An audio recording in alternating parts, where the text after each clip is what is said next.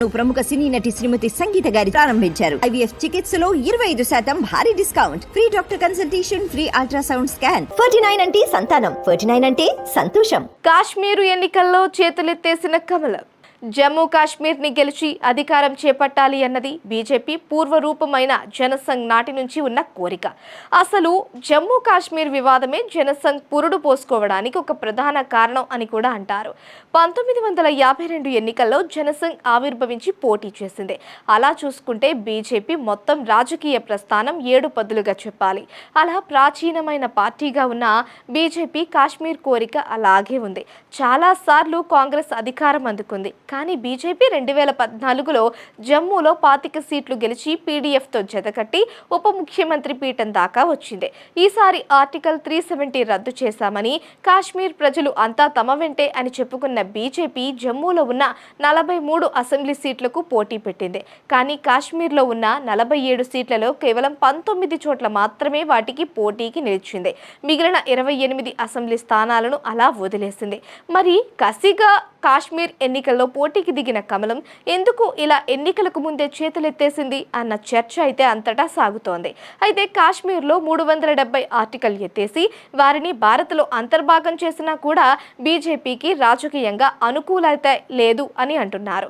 దానికి కారణం స్థానికులు అంతా జమ్మూ కాశ్మీర్లో స్వీయ పాలననే కోరుకుంటున్నారని అంటున్నారు. కాశ్మీర్లో అత్యధిక శాతం ముస్లింలున్నారు. వారంతా బీజేపీని వ్యతిరేకిస్తున్నారు అని అంటున్నారు. దాంతో బలమైన అభ్యర్థులు బీజేపీకి దొరకలేదని, గెలుపు అవకాశాలు కూడా తక్కువగా ఉన్నాయని అంటున్నారు. దాంతో ఎక్కువ చోట్ల నిలబెట్టి నామ్కే వాస్తే అన్నట్లుగా పోటీ చేసి పరువు తీసుకోవడం ఎందుకు అన్న ఉద్దేశంతోనే బీజేపీ కాశ్మీర్లో కేవలం 19 సీట్లకే పరిమితమైంది అని అంటున్నారు. దీని మీద కాశ్మీర్లో ఉండే బీజేపీ నేతలు కూడా అసంతృప్తి వ్యక్తం చేస్తున్నారు. పోటీ చేసి ఉండాల్సింది అని వారంటున్నారు. అయితే అధినాయకత్వం మాత్రం అనవసరం అన్నట్లుగానే సందేశం ఇచ్చిందని వారంటున్నారు. బలహీనంగా ఉండే చోట్ల పార్టీ పోటీకి పెట్టడం మంచిది కాదు అని భావించే పోటీ చేయడం లేదని బీజేపీ నేతల నుంచి పరోక్షంగా వస్తున్న మాటగా ఉంది. కేవలం ఈ అసెంబ్లీ ఎన్నికల్లోనే కాదు, ఇటీవల జరిగిన పార్లమెంట్ ఎన్నికల్లోనూ బీజేపీ కాశ్మీర్ లోయలో తన పార్టీ అభ్యర్థులను పోటీకి దించలేదని అంటున్నారు. అదే బీజేపీకి జమ్మూలో బలం ఉంది. అక్కడ పోటీ చేసి 2 ఎంపీ సీట్లను కైవసం చేసుకుంది. జమ్మూలో హిందువులు ఎక్కువ, బీజేపీకి ఆదరణ కూడా ఎక్కువ. కానీ కాశ్మీర్లో మాత్రం బీజేపీ మీద జనంలో నిరసనలు, ఆందోళనలు అలాగే ఉన్నాయి. భద్రతా బలగాలతో వాటిని ఇంతకాలం అదిమిపట్టి ఉంచినా గ్రౌండ్ లెవెల్ రియాలిటీస్ ఏంటో బీజేపీకి బాగా తెలుసు. కాబట్టే కాశ్మీర్లో పోటీ నుంచి తప్పుకుందని అంటున్నారు. ఇక బీజేపీ అయితే పూర్తి ఆశలు జమ్మూ పైనే ఉంచుకుంది. కాశ్మీర్లో వీక్గా ఉన్నామని అంగీకరిస్తోంది. ఆ పార్టీ నిలబెట్టిన 19 మంది అభ్యర్థులలో 7 గెలుపు గుర్రాలు అవుతారని లెక్క వేసుకుంటోంది.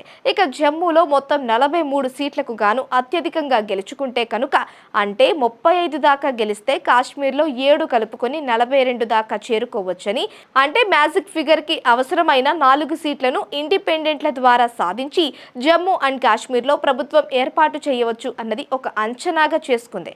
మరి కాశ్మీర్ లోయలో బీజేపీకి 7 సీట్లు వస్తాయా? జమ్మూలో 35 సీట్లు గెలుస్తుందా అంటే చూడాల్సిందే.